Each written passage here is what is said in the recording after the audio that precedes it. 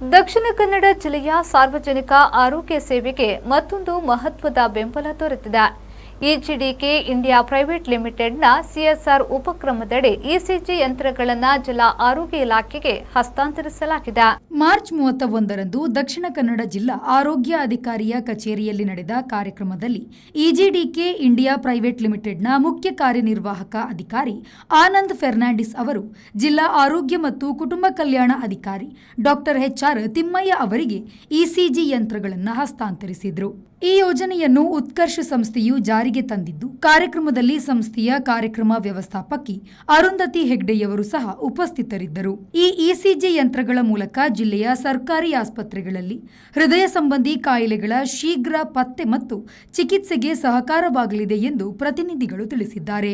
ಈ ಉಪಕ್ರಮವು ಸಾರ್ವಜನಿಕ ಆರೋಗ್ಯ ಮೂಲಸೌಕರ್ಯವನ್ನು ಬಲಪಡಿಸುವಲ್ಲಿ ಮಹತ್ವದ ಪಾತ್ರ ವಹಿಸುವುದರ ಜೊತೆಗೆ ಕಾರ್ಪೊರೇಟ್ ಮತ್ತು ಸಾಮಾಜಿಕ ಸಂಸ್ಥೆಗಳ ಸಹಯೋಗದ ಒಂದು ಉತ್ತಮ ಉದಾಹರಣೆಯಾಗಿದೆ.